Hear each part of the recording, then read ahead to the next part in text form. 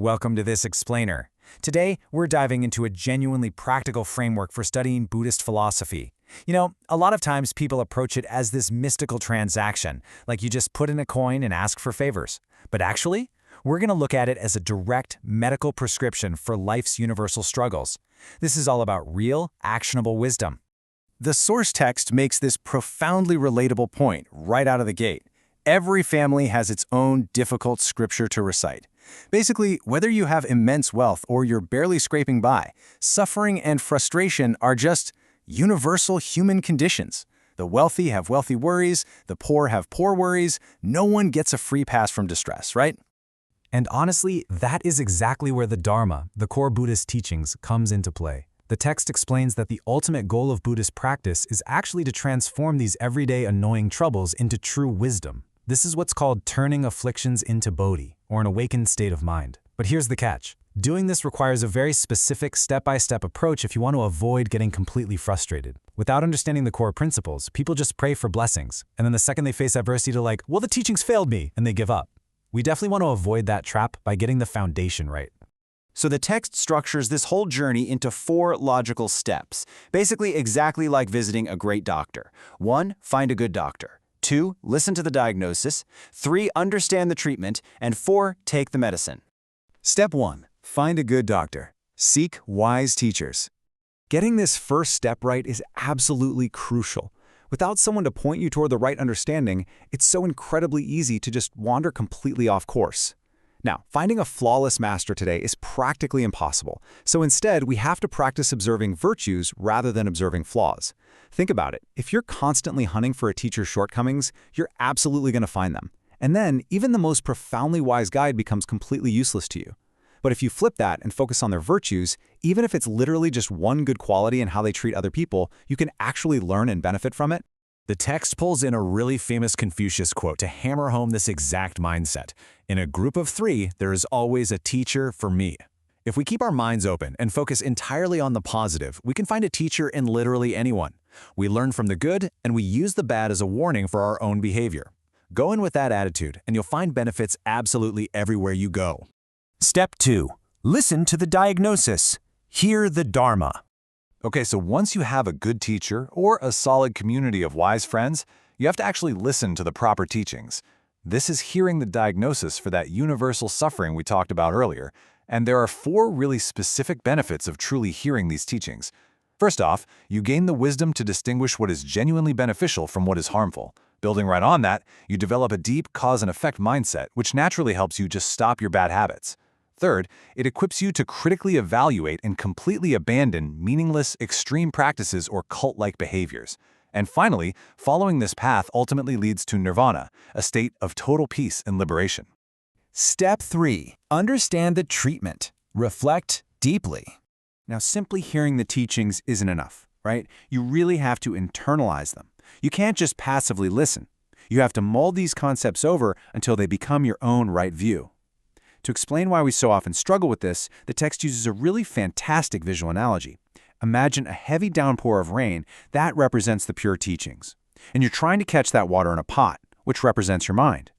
Well, the text warns us against 3 very specific mental flaws that completely destroy our ability to catch this wisdom. Let's look really closely at these 3 flawed pots: the upside-down pot, the poisoned pot, and the leaky pot. First up is the upside-down pot. This basically represents an inattentive mind. You know the feeling? It's like zoning out during a long meeting. You're physically in the room, but you're getting absolutely nothing out of it. If you aren't paying attention when the teachings are given, it is exactly like a pot turned upside down in the rain. The water just runs right off the bottom. You catch nothing. Next is the poisoned pot. Even if you're listening super closely, if your mind is already full of heavy biases, skepticism, or rigid prejudice, that pure water mixes with the toxic residue already inside the pot. So the teaching actually gets corrupted by your own cynicism. It makes it totally useless, or sometimes even triggers harmful reactions where people attack the very teachings that were meant to heal them in the first place. Finally, we have the leaky pot. And honestly, this might be the most common one today. You hear the teachings, you totally believe them, but your mind is just so scattered by daily chores, endless doom scrolling, and constant notifications that you never actually sit down to reflect on them, Without that deep reflection, the wisdom just leaks right out of your memory like water dripping through a cracked pot, and you're left completely empty shortly after. Step 4. Take the medicine. True practice. Okay, so if you've somehow managed to avoid being one of those 3 flawed pots, we finally arrive at the single most important step, actually putting these teachings into tangible practice in your daily life. There's a quote from the Buddha that perfectly captures the tragedy of just accumulating knowledge. Like a sick person carrying medicine but never taking it, they will never cure their illness. You can memorize all the spiritual rules, all the vows, but if you absolutely refuse to apply them to your own behavior, it's completely useless. Just reading the prescription out loud doesn't magically cure the disease. But here's the thing. It is absolutely crucial to be patient with yourself. The text explicitly points out that our inner illnesses, we're talking about deep-seated greed, explosive anger, profound ignorance, arrogance, doubt, these are basically terminal illnesses that we have carried for a very, very long time. You just cannot expect some miraculous instant cure from a couple of days of half-hearted practice. It requires actually taking the medicine consistently over a long period of time. The final shift, medicine to mirror, using the Dharma correctly. As we start applying what we've learned to our social interactions, a huge warning emerges from the text. These teachings are exclusively a yardstick to measure your own behavior. So many people learn just a little bit of philosophy, they get a half-baked understanding, and they immediately start using it as a magnifying glass to criticize everyone around them. They spot everybody else's flaws, but totally ignore their own.